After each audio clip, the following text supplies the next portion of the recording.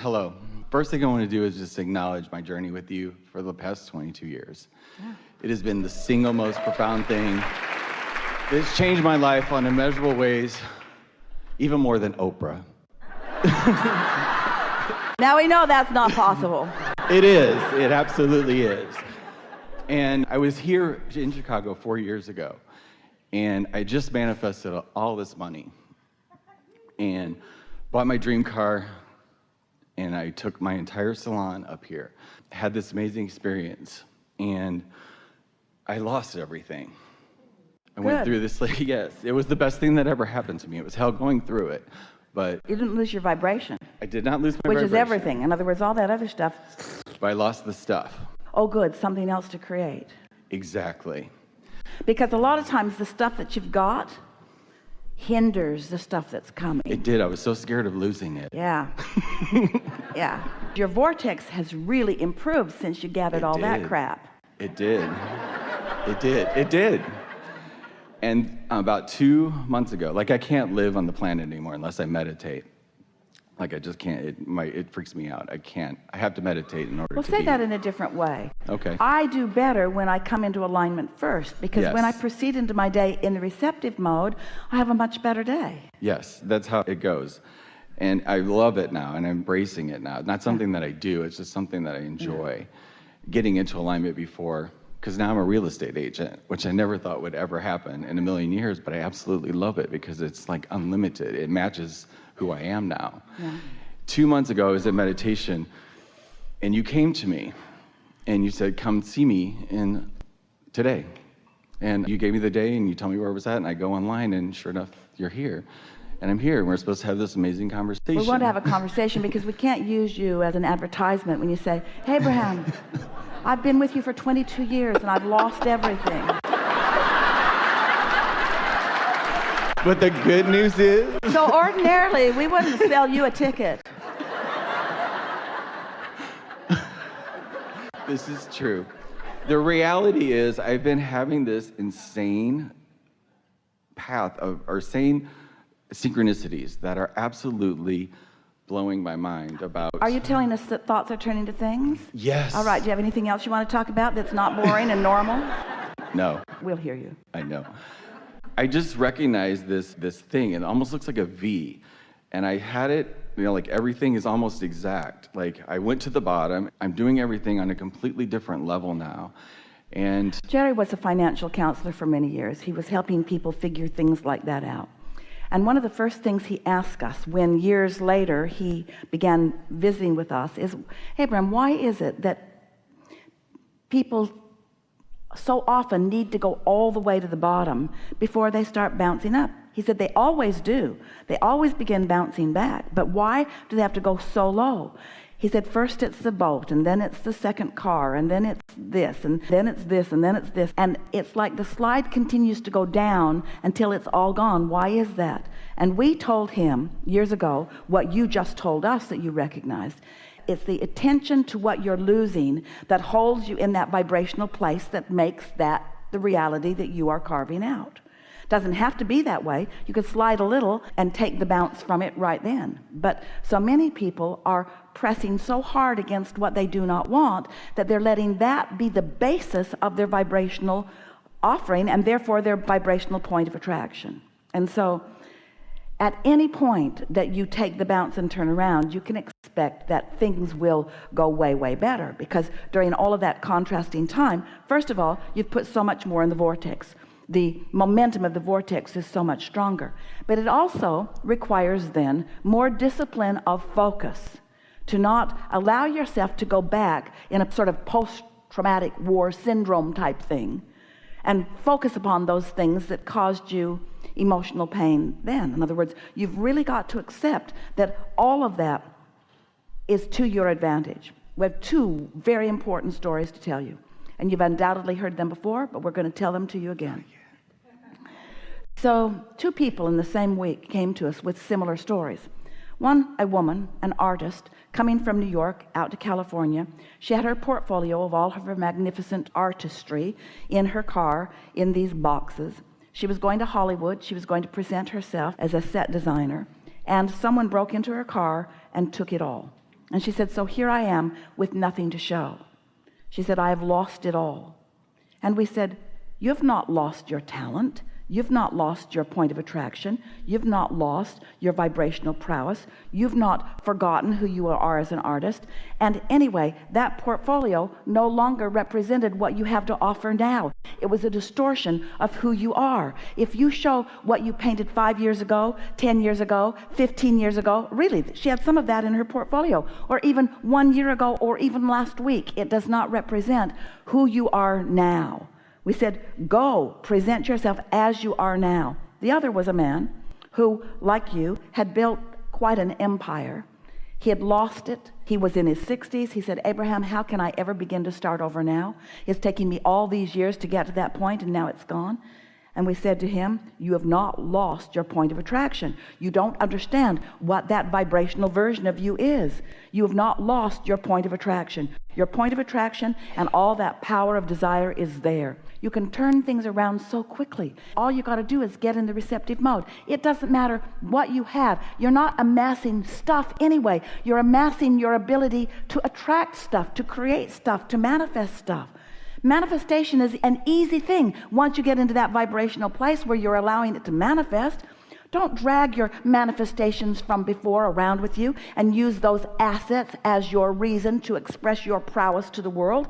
That's not your prowess to the world. You present yourself to the world vibrationally. You present yourself to the world attitudinally. You present yourself to the world in terms of your mood. It's your point of attraction. It's what you're allowing the universe to deliver to you now, the ideas now, the rendezvous now, the circumstances and events now. You hear people talk about, oh, they got their big break. Well, we say they finally got into the receptive mode. And so often when people get their big break, they don't stay in the attitude of allowing another and another and another and another and another, because they think that big breaks are scarce. They're not. It's receptive modes that are scarce. It's you being in this receptive mode. That's what's scarce.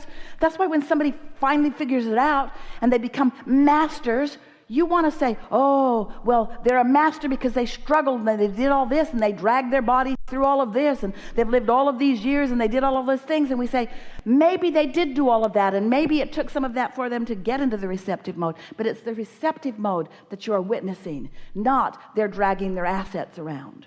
Assets. Their assets around. It's not they're dragging their assets around. That's not what it is. And so it doesn't matter. We love it when you've had an experience where you've taken a big bounce. We love it when contrast has put strong desires in your vortex. Just don't spend any time, spend no time justifying anything by looking back. Don't ask for understanding of others. They don't understand anyway. Don't ask for pity from them. Don't ask for help from them.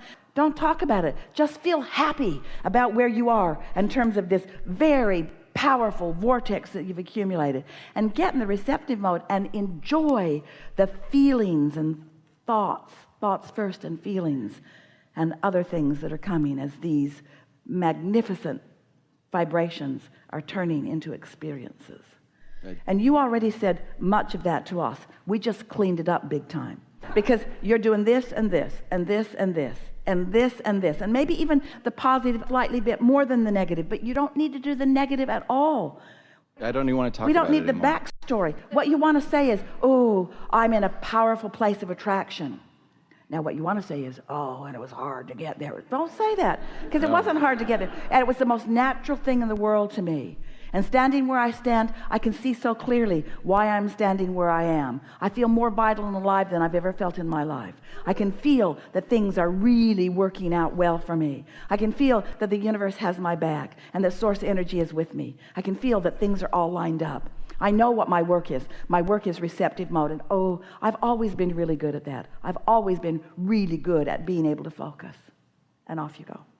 I want to know more about receiving thoughts from broader perspective, because I have these ideas, I guess, and I don't know necessarily, like, you have spiritual guides. I've researched a lot of alien stuff, and so like that consciousness, and then there's all these other consciousnesses, and then there's source, and I feel like my path began with source and praying to God and to feeling God, and now all of this is like, I don't know if there's boundaries, and then there's this feeling and There sense. don't need to be any. I guess there don't. There don't need to be any, because on the path of least resistance, we talked about this at the beginning of the day.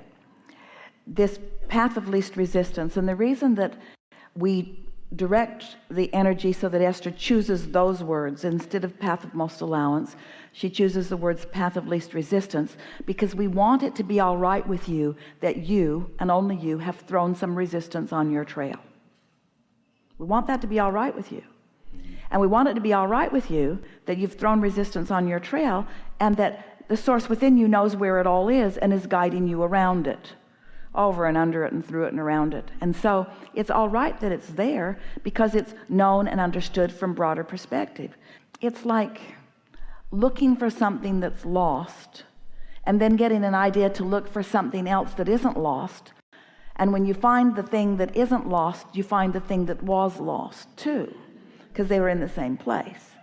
But if you were looking for the thing that was lost, you wouldn't have been able to find it, because your belief that it was lost was keeping you from the impulse that would lead you to it. But now you get an idea from source, because source knows where what you think is lost is. It's not lost to source, but source knows that you think it's lost. So if source tells you where it is, you're going to block it because you think it's lost. So source gives you the impulse to look for something that you're not worried about. And when you look for something that you're not worried about, you find it, and there's what you want that you thought was lost right next to it.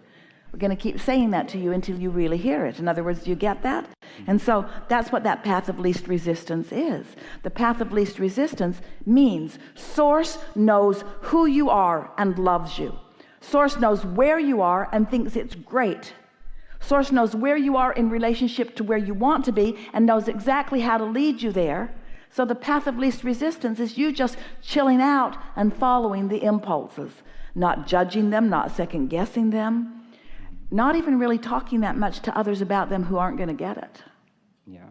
Just follow your impulse for the pleasure that is ready for you. Yeah. And so maybe I'm looking for a definition of source, or narrowing it down too much. Like, I know there's all these non-physical guides helping us in every moment. Before we can have a conversation that you can feel an answer to that question, how to define source, we have to have a conversation about the resistance on the trail, because source is everywhere on the trail. Sometimes source is going to be represented by just a friendly meeting of eyes on a street. Sometimes a bird is going to come and land right on your windowsill and is going to represent source. Sometimes a thought is going to waft across your mind, and when it does, a corresponding emotion of elation is going to come with it. Those are all source experiences. Sometimes you're going to watch a movie, and the only thing you're going to take away from it is something that source knew you wanted to know. There's no way of defining source, because source is omnipresent. The way we want to define source, we don't want to tell you where or who. We want to define source in emotional terms. Because source is always presenting to you. When you are allowing source, you could feel any of these emotions. Any of these emotions. Relief. Source is always an improved emotion. So source is, it's the movement. It's not an actual So emotion. if you It's the- are feeling resentful, source is the feeling of frustration, because it's a path of least resistance. Oh, you thought source was always up here. Source is right there where you are, leading you along your path of least resistance. So source is just contrast.